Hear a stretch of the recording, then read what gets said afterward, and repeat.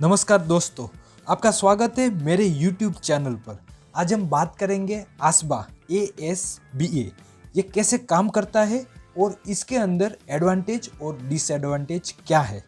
अगर आप मेरे चैनल पे नए आए हैं तो प्लीज़ मेरा चैनल लाइक, शेयर और सब्सक्राइब जरूर कर दीजिए। साथ में बेल आइकन भी दबा लीजिए ताकि जब भी मैं नया वीडियो अपलोड करूं आप सबसे पहले देख सके। मैं हूं निकुंज टेक सुविचार से। तो लीजिए शुरू करते हैं।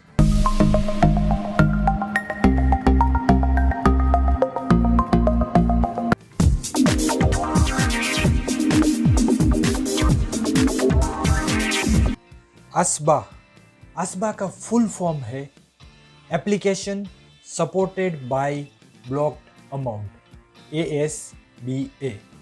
आसबा एक ऐसी प्रोसेस विकसित की गई है हमारे भारतीय stock market regulator SEBI, securities exchange board of India ने, जिसके जरिए आप IPO में, राइट इश्यू में, FPS वगैरह वगैरह में ऑनलाइन एप्लीकेशन कर सकते हैं। IPO एप्लीकेंट यहाँ पे जो भी इनका बैंक अकाउंट है उसके अंदर उनका पैसा डेबिट नहीं होता जब तक उनको शेयर अलॉट नहीं होते। जनवरी 2016 से सेबी ने, securities exchange board of India ने आसबा को मैंडेटरी कर दिया है IPO के एप्लीकेशन के लिए। आसबा के पास ऑथोराइजेशन होता है कि आवेदन के बैंक अकाउंट में उसका मनी ब्लॉक किया जाए।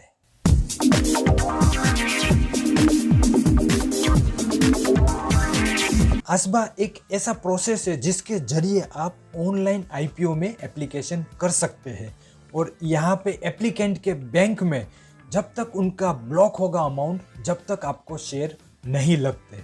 अगर आपको शेयर नहीं लगा है, अलॉटमेंट नहीं हुआ है, तो आपका पैसा आपको रिफंड मिल जाएगा। तब तक के लिए बैंक अकाउंट में आपका पैसा ब्लॉक होगा और ये जो ब्लॉक पैसा है आप यूज़ नहीं कर सकते। आपके सेविंग अकाउंट में या करंट अकाउंट में ये दिखाएगा, पर ऐसे ब्लॉक्ड अमाउंट दिखाएगा, ये आप यूज़ नहीं कर सकते। जैसे ही अलॉटमेंट का रिजल्ट आ जाता है उसके बाद ही आप इसको यूज़ कर सकते हैं और इसके अंदर जो ब्लॉक अमाउंट है उस पे भी आपको इंटरेस्ट तो मिलेगा ही। अगर कोई इन्वेस्टर को आसबा के जरिए एप्लीकेशन करना है तो उसको SCSB बैंक के पास जाना पड़ेगा, मतलब कि सेल्फ सर्टिफाइड सिंडिकेट बैंक। जी हाँ दोस्तों, ये एक सेल्फ सर्टिफाइड सिंडिकेट बैंक ही उनको ऑथोराइजेशन है कि आपके बैंक अकाउंट में अमाउंट ब्लॉक कर सके। इनके कोई भी ब्रांच पे आप जाकर एप्लीकेशन देकर अपना IPO का एप्लीकेशन करवा सकते हैं, ऑफलाइन या ऑनलाइन। ऑनलाइन आसान रहता है, ऑफलाइन थोड़ा कठिन रहता है, पर लेकिन ये ज़रूर होता है आसबा के जरिए। तो यहाँ पे सेल्फ सर्टिफाइड सिंडिकेट बैंक कौन कौन सी है मैं आपको डिस्क्रिप्शन बॉक्स में दे दूंगा कि कौन कौन सी सिंडिकेट बैंक आती है। अगर ये बैंक आपके जो दिए गए डिस्क्रिप्शन बॉक्स में बैंक नहीं है तो आप वहाँ पे ऑनलाइन या फिर ऑफलाइन एप्लीकेशन नहीं कर सकते।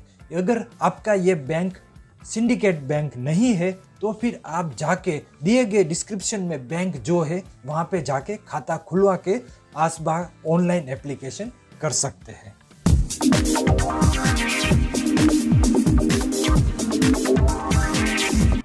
आइए देख लेते हैं आसबा के एडवांटेज।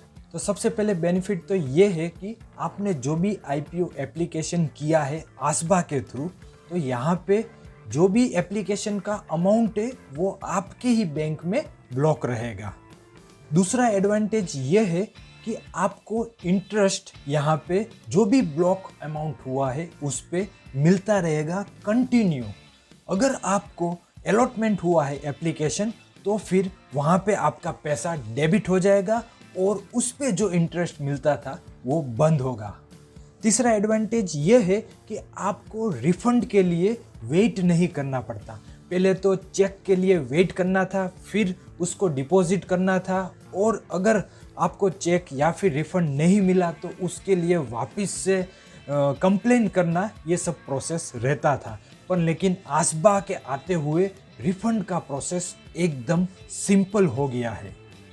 चौथा फ़ायदा ये है कि self certified syndicate bank SCSB unblock कर सकती है आपके एप्लीकेशन मनी जो कि फ्रोज़न अकाउंट में है। वो भी कौन से केस में, जब आपका एप्लीकेशन रिजेक्ट हो जाता है या फिर आपको एप्लीकेशन में IPO में अलॉटमेंट नहीं मिलता या फिर कोई बार इशू विड्रॉ हो जाता है। तो ऐसी सारी इंफॉर्मेशन SCSB को ऊपर से रजिस्ट्रार से इंफॉर्मेशन मिलती रहती है और वो अनब्लॉक यहाँ पे अपना अकाउंट कर सकती है। पांचवा एडवांटेज ये है कि आपके सेविंग अकाउंट में जो भी अमाउंट ब्लॉक हुआ है वो कैलकुलेट होगा एवरेज क्वार्टरली बैलेंस में। इसका मतलब कि आपको मिनिमम जो बैलेंस रखना है वो यहाँ पे नहीं रखना पड़ेगा। छठा एडवांटेज ये है कि ये एकदम सिंपल प्रोसेस है। ये ऑनलाइन नेट बैंकिंग के जरिए आप जाके 2 मिनट में अपना IPO एप्लीकेशन कर सकते हैं। सातवां एडवांटेज ये है कि आपको कोई फिजिकल डॉक्यूमेंट देने की ज़रूरत नहीं पड़ती। इस पेंडेमिक के माहौल में अगर आप बैंक जाओगे तो एक खतरा और बढ़ जाता है। तो यहाँ पे एक आसबा के जरिए आप ऑनलाइन एप्लीकेशन आसानी से कर सकते हैं।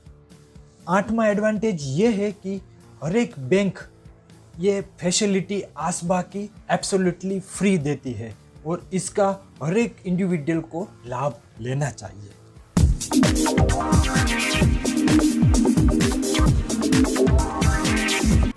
जहाँ पे एडवांटेज है वहाँ पे डिसएडवांटेज भी है। तो जब से आसबा फैसिलिटी कंपलसरी मैंडेटरी हो गया है तो यहाँ पे जिन लोगों के पास ऑनलाइन अकाउंट नहीं है उनको ऑफलाइन पे जाना पड़ता है। मतलब कि बैंक विजिट करके वहाँ पे क्यू में खड़ा होके एप्लीकेशन देना पड़ता है। दूसरा यहाँ पे यह है कि उनके UPI unified payment interface SBI Bhim app या फिर उसके बैंक के हिसाब से यहाँ पे UPI का ID एक क्रिएट करना पड़ता है। और वो जो लोग अनपढ़ है या फिर जिन लोगों को नया मोबाइल और डिजिटल प्लेटफॉर्म का इतना अंदाज़ा नहीं है उनके लिए थोड़ा सा दिक्कत हो जाता है और ऑफलाइन मोड में इनको एप्लीकेशन करना पड़ता है। अगर आप ऑफलाइन मोड से करते हो तो बैंक विजिट होना ज़रूरी हो जाता है।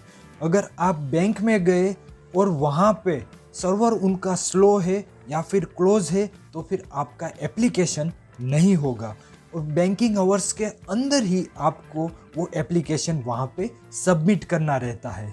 और डिसएडवांटेज ये है कि ऑनलाइन आप एप्लीकेशन जो भी फर्स्ट होल्डर है उसी का आप एप्लीकेशन कर सकते हैं।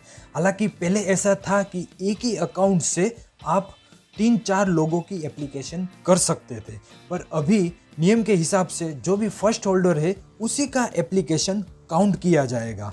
अगर दूसरा अकाउंट होल्डर का आपने एप्लीकेशन किया है अपने बैंक से तो वो रिजेक्ट हो जाएगा। अगर आपका एप्लीकेशन करना है माइनर का और उसका UPI रजिस्ट्रेशन नहीं है और ऑनलाइन बैंकिंग भी नहीं है तो आपको कंपलसरी मैन्युअल या ऑफलाइन करना पड़ेगा। और अगर आप ऑफलाइन करते हैं तो आपको बैंक जाना पड़ेगा और इस पेंडेमिक सिचुएशन में अगर आप बैंक गए तो आप समझ सकते हैं कितना रिस्क उठा रहे हैं। तो ये सारे थे डिसएडवांटेज, मेरे तरीके से मैंने आपको प्रस्तुत किए हैं। अगर आपको लगता है कि कुछ गलत है या सही है तो प्लीज़ मुझे कमेंट बॉक्स में कमेंट करके बताइए। कैसा लगा मेरा वीडियो आपको दोस्तों, ये भी मुझे आप कमेंट करके बताइए। और दोस्तों वीडियो बनाने में बहुत ही मेहनत लगती है, प्लीज़ लाइक शेयर और सब्सक्राइब जरूर कर दीजिए। मैं हूँ निकुंज टेक सुविचार से, मिलते हैं नए वीडियो में।